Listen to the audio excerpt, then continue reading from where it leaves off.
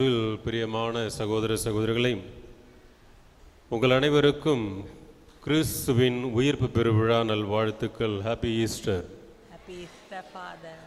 ரொம்ப நாளாக 40 நாளுக்கு மேலாக அல்லேலூயா என்ற வார்த்தையை சொல்லாமல் ஒருவர் முகத்தை பார்த்து சிரிக்கலாமா சிரிக்கக்கூடாத தவகாலத்தில், இந்த தவகாலத்தில் மீண்டும் எப்போ ஒரு நல்ல உணவு கிடைக்கும் அப்படின்னு ரொம்ப ஆவலாக காத்து கொண்டிருப்போம். எப்போ இயேசு உயிர்ப்பார், அந்த மகிழ்ச்சி மீண்டும் நம்முடைய உள்ளத்திலும் மனதிலும் பிறக்கணுமே அப்படின்ட்டு ஆவலோடு காத்து கொண்டிருந்தோம். அந்த நாள் இந்த நாள் வந்தது. இந்த நாள், இந்த இரவு ஒரு முக்கியமான ஒரு நாளாக அமைகிறது. இந்த இரவு இதை தான் நம்முடைய பாஸ்காவுடைய புகழுரையிலே அழகாக நாம் பாடினோம். இந்த இரவு ஒரு மாபெரும் முக்கியமான இரவு, பாக்கியமான இரவு, பேறு பெற்ற இரவு, அருளின் இரவு என்று நாம் பாடினோம். ஏன் இது முக்கியமான இரவு? இந்த இரவு என்று பார்க்கின்ற பொழுது, இந்த இரவில்தான் உலகின் தீமைகள் அனைத்தையும் ஆண்டவர் அழித்தார். இந்த இரவில்தான் பாவத்தை வென்றெடுத்தார். இந்த இரவின் மூலமாக தான் நம் அனைவருக்கும் அருள் வாழ்வு நிறைவாக ஆண்டவர் பொழிந்தார். இந்த இரவில்தான் ஆண்டவர் நம் அனைவரையும் தூய்மை உள்ளவர்களாக வாழ நம்மை தூய்மைப்படுத்தினார்.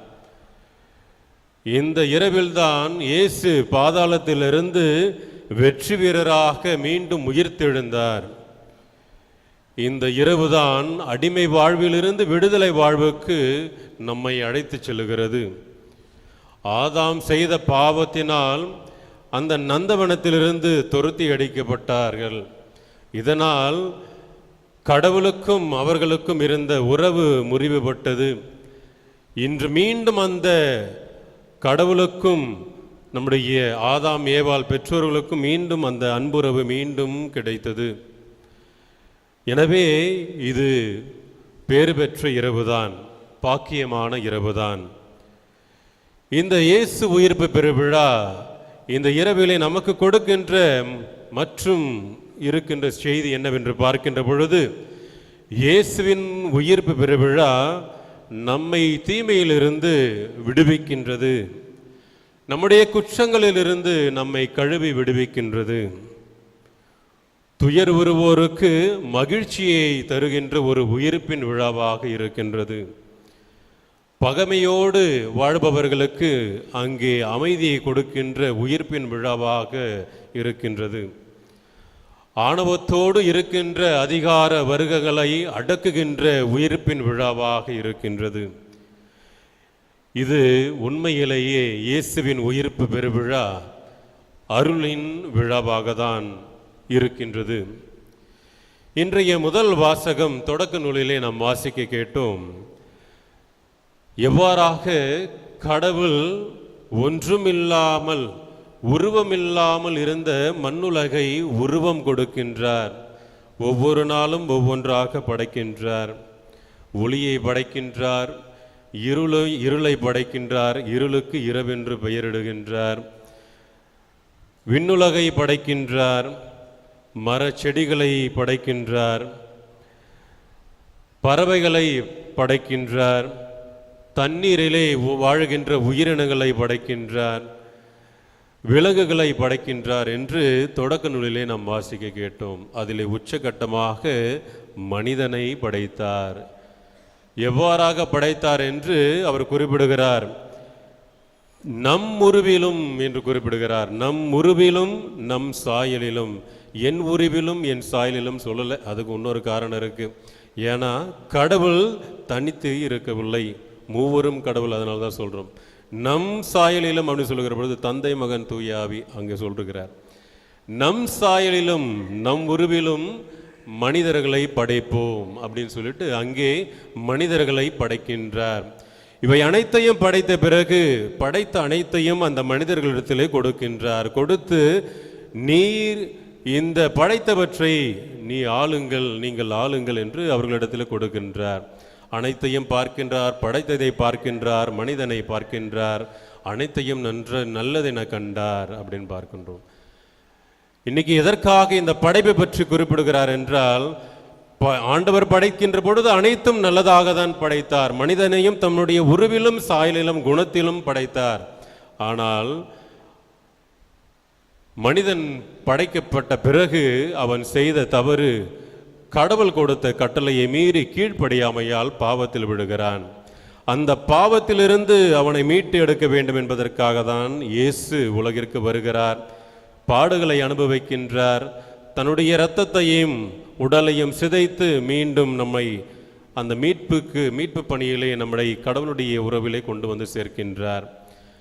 எனவேதான் கடவுள், நான் படைக்கின்ற பொழுது நல்ல படைப்பாக ஒவ்வொன்றையும் படைத்தேன், மனிதனையும் படைத்தேன். மீண்டும் அந்த படைத்த முதன்மையான தூயதான அந்த நிலைக்கு மீண்டும் அந்த படைப்பு பொருட்களையும் படைத்தவற்றையும் படைத்த மனிதனையும் கொண்டு வர வேண்டும் என்பதற்காக தான் மீண்டும் இயேசுவை நமக்கு கொடுக்கின்றார். இதை அழகாக இன்றைய பதிலுரை பாடல் அதிலே வசனமாக கொடுக்கின்றார். எவ்வாறாக அந்த படைப்பை மீண்டும் படைக்கின்றார் அப்படின்னு ஆண்டவர் சொல்லுகிறார். ஆண்டவர் உம் ஆவியை அனுப்பி மண்ணகத்தின் முகத்தை புதுப்பித்தருளும் அப்படின்னு சொல்லுகிறோம். அப்ப ஆண்டவர் உம்முடைய ஆவியை அனுப்பி அப்படின்னு சொல்லுகிற பொழுது, இயேசு நேற்று சனி வெள்ளிக்கிழமை பாடுகளுக்கு பிறகு இயேசு சிலுவையிலே உயிர் விடுகிறார். அவரை அடக்கம் செய்து விட்டோம். அவர் உயிர் விடுகிற பொழுது கடைசி வார்த்தையாக இயேசு கூறிய வார்த்தை என்ன? தந்தையே உம் கையில் என் ஆவியை ஒப்படைக்கிறேன், அனைத்தையும் நிறைவேற்றிவிட்டேன், நீர் கொடுத்த கட்டளை அனைத்தையும் நிறைவேற்றிவிட்டேன். எதற்காக இந்த உலகத்திற்கு நீர் அனுப்பினீரோ அதை நான் நிறைவேற்றிவிட்டேன், என்னுடைய ஆவியை உம்முடைய கையிலே ஒப்படைக்கிறேன் என்று தன்னுடைய ஆவியை கடவுளுடைய கரங்களில் ஒப்படைத்து அவர் உயிரை விடுகின்றார். அந்த விட்ட உயிரானது, ஆவியானது கடவுளுடைய கரத்தில் இருக்கிறது. இன்று பதிலுரை பாடலில் பார்க்கின்றோம். ஆண்டவர் உம் ஆவியை அனுப்பி அப்படின்னு சொல்கிறோம். மீண்டும் தன்னுடைய ஆவியை அனுப்புகிறார். எதற்காக? மீண்டும் இயேசுவினிடத்திலே அங்கே அனுப்புகிறார். எதற்காக இயேசுவினிடத்திலே அனுப்புகிறார்? மீண்டும் பாதாளத்திலிருந்து இயேசுவை உயிர் பெறச் செய்கிறார். அவரோடு சேர்ந்து ஆதாமையும் ஏவாளையும் ஆதி பெற்றோரை மீண்டும் உயிர் பெற்று அங்கிருந்து அவர்களை அழைத்து வருகிறார். எவ்வாறாக தூய்மையாக படைத்தாரோ, நல்லதாக படைத்தாரோ, அந்த நற்குணங்களோடு மீண்டும் தன்னுடைய படைப்பு பொருட்களையும் படைப்பின் சிகரமாக விளங்குகின்ற மனிதர்களையும் மீண்டும் மறுபிறப்பு கொடுப்பதற்காக தன்னுடைய ஆவியை அனுப்புகிறார். அந்த ஆவியின் மூலமாக மீண்டும் மறுபிறப்பு இந்த உலகம் பெறுகிறது. இதை தான் இன்றைய முதல் வாசகமும் பதிலுரை பாடலும் நமக்கு உணர்த்துகிறது. இரண்டாவதாக இன்று இரண்டாம் வாசகத்திலே நாம் வாசிக்க கேட்டோம். முக்கியமான ஒரு வாசகமாக இருக்கின்றது. பாஸ்கா பெருவிழா. பாஸ்கா பெருவிழா கொண்டாடுகிற பொழுது எதற்காக இந்த பாஸ்கா பெருவிழா என்று நாம் அனைவரும் ஒவ்வொரு ஆண்டும் கேட்டிருக்கின்றோம். பாஸ்கா என்றால் கடந்து செல்லுதல். அப்போ இந்த வாசகத்தை நாம் படிக்கின்ற பொழுது, விடுதலை பயண நூலிலே இந்த வாசகத்தை படிக்கின்ற பொழுது, இஸ்ராயலிலே யூத மக்கள், யூத குடும்பத்தார், அவங்க எல்லாம் குடும்பத்தார் ஒன்றாக சேர்ந்து, தாத்தா பாட்டி பேர பிள்ளைகள் எல்லாம் ஒன்றா உட்காந்துருப்பாங்க. உட்காந்துட்டு அந்த சின்ன பிள்ளைகள் அந்த இடத்துல கேள்வி கேட்க வேண்டும். எதற்காக இந்த பாஸ்கா விழா கொண்டாடுகிறோம்? பாஸ்கா என்றால் என்ன? எதற்காக இந்த கசப்பு கீரையை உண்ணுகிறோம்? எதற்காக நாம் இந்த இறைச்சியை உண்ணுகிறோம் என்று கேள்வியை கேட்க வேண்டும். அப்பொழுது அந்த குடும்பத்தினுடைய தலைவர், முதியவர் அந்த குழந்தைகளுக்கு சொல்லுவார், எகிப்திலே நம் முன்னோர்கள் இருந்தார்கள். எகிப்திலே நம்முடைய முன்னோர்கள் இருக்கின்ற பொழுது பலவிதமான துன்பத்தையும் வேதனையும் அனுபவித்தார்கள். அவர்களிடத்திலிருந்து, பாரவோன் மன்னனிடத்திலிருந்து நம்மை விடுவித்தவர் கடவுள். அவர்களை விடுவிக்கின்ற பொழுது அந்த செங்கடல் வழியாக நாம் வந்தோம் என்ற இந்த கதைகள் அனைத்தையும் அந்த சிறுவர்களுக்கு சொல்லுவார்கள். இன்று அந்த வாசகத்தை நாம் படிக்கின்ற பொழுது ஆண்டவர் இந்த வாசகத்தின் வழியாக நமக்கு கொடுக்கின்ற செய்தி என்ன என்று பார்க்கின்ற பொழுது, நாமும் கடந்து செல்ல வேண்டும். இந்த பாஸ்கா விழாவை கொண்டாடுகிற பொழுது நாமும் கடந்து செல்ல வேண்டும். எதிலிருந்து? சாவிலிருந்து கடந்து செல்ல வேண்டும். எவ்வாறாக கிறிஸ்து மரணத்திலிருந்து வாழ்வுக்கு கடந்து சென்றாரோ, நம்முடைய பாவ வாழ்க்கையிலிருந்து நிலை வாழ்வுக்கு கடந்து சென்றாரோ அதே போன்று நாமும் கடந்து செல்ல வேண்டும். இருளிலிருந்து ஒளிக்கு கடந்து செல்ல வேண்டும். அடிமை தலையிலிருந்து விடுதலை வாழ்வுக்கு கடந்து செல்ல வேண்டும். தீமையிலிருந்து நன்மைக்கு கடந்து செல்ல வேண்டும். நோயிலிருந்து நற்சுகத்திற்கு கடந்து செல்ல வேண்டும். துன்பத்திலிருந்து இன்பத்திற்கு கடந்து செல்ல வேண்டும் என்று நாமும் இந்த பாஸ்கா விழா கொண்டாடுகிற பொழுது கடந்து செல்ல வேண்டும் என்பதை அறிவுறுத்துவதற்காக தான் இந்த விழாவை நாம் கொண்டாட வேண்டும் என்று ஆண்டவர் அறிவுறுத்துகிறார்.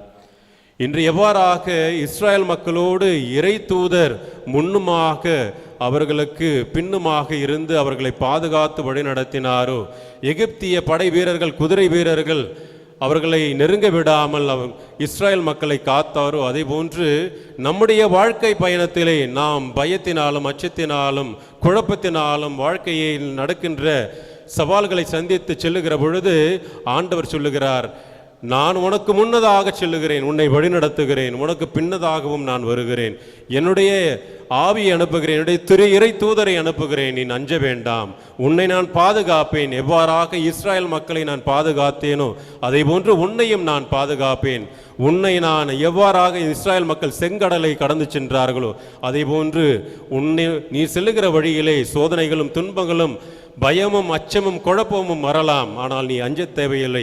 உன்னுடைய வாழ்க்கையை பற்றி நீ குழப்பம் அடையலாம், பயத்தினால் நீ அஞ்சலாம், நீ ஆனால் நான் இருப்பதனால் நீ அஞ்ச தேவையில்லை, ஏனென்றால் உன்னை வழிநடத்துகிறவர் நானே என்று இந்த இஸ்ராயல் மக்களை வழிநடத்தியதை போன்று ஆண்டவர் நமக்கு இந்த வாக்குத்தத்தத்தையும் கொடுக்கின்றார். எனவே இந்த விடுதலை பயண நூலிலே நம் இந்த வாசகத்தை சிந்திக்கின்ற பொழுது இந்த வார்த்தையை மனதில் நிறுத்துவோம். எவ்வாறாக எகிப்தியரை வீழ்த்தினாரோ அதே போன்று நம்மை சோதிக்கிற சாத்தானையும் வீழ்த்துவார். நமக்கு சோதனையாக வருகின்ற, துன்பமாக வருகின்ற, பயமாக வருகின்ற அனைத்தையும் அவர் அகற்றி போடுவார் என்று ஆண்டவர் நமக்கு செய்தியை வழங்குகிறார். எனவே ஆண்டவர் மீது அதிக நம்பிக்கை உடையவர்களாக உயிர்த்த இயேசு நம்மோடு எப்பொழுதும் இருந்து வழிநடத்துவார் என்ற நம்பிக்கையோடு நம்முடைய வாழ்க்கை பயணத்தை தொடர இன்று இறைவன் நம்மை அழைக்கின்றார். இன்றைய எசேக்கியேல் நூலிலும் அழகாக குறிப்பிடுகிறார், நான் தூய நீரை உங்கள் மேல் தெளிப்பேன், தூய நீரை உங்கள் மேல் தெளிப்பேன், நீங்கள் எல்லா அழுக்குகளிலிருந்து நீங்கள் தூய்மை அடைவீர்கள், புதிய இதயத்தை உங்களுக்கு கொடுப்பேன், இந்த இதயம் கல்லான இதயம் அல்ல, மாறாக சதையால் ஆன இதயத்தால் உங்களுடைய இதயத்தை நான் மாற்றப் போகிறேன், என்னுடைய ஆவியினால் உங்களை நிரப்பப் போகிறேன் என்று ஆண்டவர் குறிப்பிடுகிறார். எனவே இன்றைய நற்செய்தி வாசகம் அழகாக இன்று நற்செய்தியை நமக்கு வழங்குகிறார் ஆண்டவர். ஓய்வு நாள் என்றால் இஸ்ராயல் நாட்டிலே வெள்ளிக்கிழமை ஆரம்பமாகும், சனிக்கிழமை மாலை அது நிறைவடையும். சனிக்கிழமை மாலை என்று குறிப்பிடுகிற பொழுது இன்னைக்கு பார்த்தோன்னா வெள்ளிக்கிழமை 3 மணி, சரியா 3 மணிக்கு அந்த ஓய்வு நாளுக்கு ஒரு சங்கு ஊதுவார்கள். அதன் பிறகு யாரும் எந்த வேலையும் செய்யக்கூடாது. சனிக்கிழமை மாலை 7 மணி அல்லது 7:30 மணி அளவிலே அந்த ஓய்வு நாள் மீண்டும் நிறைவடையும். அதை உணர்த்துவதற்காக மீண்டும் அங்கு சங்கு ஒளி எழுப்புவார்கள். அதன் பிறகு அந்த ஓய்வு நாள் நிறைவடையும். அந்த ஓய்வு நாள் முடிந்த பிறகு விடியற்காலையிலே மகதலா மரியாவும் யாக்கோப்பின் தாய் மரியாவும் சலோமியும் அவருடைய பெண் சீடர்கள் சிலரும் அந்த கல்லறையை நோக்கி பயணம் மேற்கொள்வதாக என்ற நற்செய்தி நமக்கு சுட்டு காட்டுகிறது. இதை நமக்கு எதை உணர்த்துகிறது என்றால் விடியற்காலை, சரியாக இதான் விடியற்காலை. இந்த விடுகிற நேரத்தில் தான் இவர்கள் செல்லுகிறார்கள். ஏன் சனிக்கிழமையை போல அப்படின்னா, அந்த காலத்தில் டார்ச் லைட்டு கிடையாது, ஃபோக்கஸ் லைட் கிடையாது, வாகனங்கள் கிடையாது. அதனால் நைட்டு தூங்கிட்டு அவங்க தூக்கமும் இல்லை, எப்போ விடியும் அப்படின்ட்டு வெயிட் பண்ணிவிட்டு விடியற்காலை விடுகின்ற பொழுது அவர்கள் நறுமண தைலத்தை எடுத்துக்கொண்டு விரைவாக கல்லறையை நோக்கி செல்லுகிறார்கள். செல்லுகிற பொழுது அவர்கள் தங்களோடு பேசி செல்லுகிறார்கள். அந்த பெரிய கல்லை யார் நமக்கு புரட்டி தள்ளுவார்கள், எப்படி நாம் இயேசுனுடைய உடலுக்கு நறுமண தைலத்தை பூசுவது என்று பேசிக்கொண்டே செல்லுகிறார்கள். இதை தான் இன்றைய 3 நற்செய்தியாளர்களும் குறிப்பிடுகிறார்கள். மத்தேயு, மார்க்கு, லூக்கா ஆகிய 3 நற்செய்தியும் இதை தான் அறிவுறுத்துகிறது. 3 நற்செய்திகளால் குறிப்பிடுகிறார்கள். இவர்கள் செல்லுகிறார்கள். சென்ற பொழுது அங்கே பார்க்கின்றார்கள், அங்கே வானதூதர் அந்த கல்லை புரட்டி அந்த கல் மீது அமருகிறார். இன்று ஆண்டவர் நமக்கு கொடுக்கின்ற செய்தி இதுதான். எவ்வாறாக மகதல்லா மரியாவும் பெண் சீடர்கள் அனைவரும் சேர்ந்து என்னை சந்திக்க வருகிற பொழுது ஒரு குழப்பத்தோடும் பயத்தோடும் அச்சத்தோடும் யார் நமக்கு இந்த கல்லை புரட்டி போடுவார்கள், செல்லுகிற பொழுது யாரேனும் நம்மை பிடித்து விடுவார்கள் என்று அச்சத்தோடு சென்றார்கள். அதே போன்று அச்சத்தோடு விடியற்காலையிலே நீங்கள் அனைவரும் நம்முடைய வாழ்க்கையை சிந்தித்து ஏதோ ஒரு குழப்பத்தை, ஏதோ ஒரு நோயை நினைத்து பயத்தினாலும் அச்சத்தினாலும் நம்முடைய ஆண்டவரை நோக்க வந்திருக்கின்றோம். ஆண்டவர் நமக்கு கொடுக்கின்றார், உங்களுடைய அச்சத்தையும் பயமாக இருக்கின்ற குழப்பமாக இருக்கின்ற அனைத்தையும் நான் கல்லாக, எவ்வாறாக கல்லறைக்கு முன்னதாக இருந்த அந்த பெரிய கல்லை என்னுடைய வானதூதர் புரட்டினார்களோ அதை போன்று உங்களுடைய வாழ்க்கையில் இருக்கின்ற அனைத்து பயங்களையும் குழப்பத்தையும் நான் புரட்டி போட போகிறேன். இதை தான் ஆண்டவர் இன்றைய நற்செய்தியின் வாயிலாக நமக்கு கொடுக்கின்றார். மீண்டுமாக தொடர்ச்சியாக நற்செய்தியிலே பார்க்கின்ற பொழுது அந்த வானதூதர்கள் அந்த மகதல்லா மரியாவும் பெண் சீடரையும் பார்த்து அஞ்ச வேண்டாம், திகிலுற வேண்டாம், அச்சமுற வேண்டாம் என்று குறிப்பிடுகிறார்கள். இன்று நமக்கும் அதை தான் ஆண்டவர் சொல்லுகிறார். அச்சமுற வேண்டாம், திகிலுற வேண்டாம், நீங்கள் அஞ்ச தேவையில்லை. ஏனெனில் ஆண்டவர் உயிர் தெழுந்து விட்டார். இஸ்ராயல் மக்களை காத்த ஆண்டவர் மீண்டும் நம்மையும் காப்பார். எனவே நீங்கள் அஞ்ச தேவையில்லை, நான் உங்களோடு இருக்கிறேன் என்ற செய்தியை இன்று நற்செய்தியின் வாயிலாக ஆண்டவர் நமக்கு அறிவிக்கின்றார்.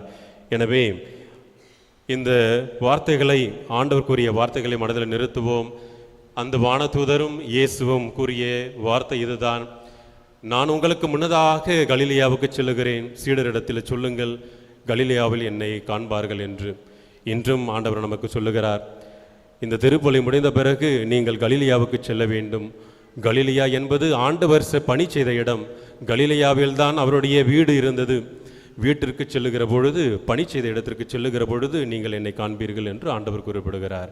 எனவே இந்த திருப்பலியை முடிந்து செல்லுகிற பொழுது, ஆண்டவருடைய வார்த்தையை தாங்கி செல்லுகிற பொழுது, செல்லுகின்ற இடத்தெல்லாம் ஆண்டவர் நமக்கு கொடுத்த அந்த உயிர்ப்பின் செய்தியை அறிவிப்போம். அவர் நமக்கு கொடுத்த அந்த விடுதலை செய்தியை அறிவிப்போம். அவர் நமக்கு கொடுத்த அமைதியின் செய்தியை, மகிழ்ச்சியின் செய்தியை அறிவிப்போம். இயேசுவின் சீடர்களாக வாழ தொடர்ந்து ஆண்டவருடைய வரத்தை கேட்டு மன்றாடுவோம். ஆமீன்.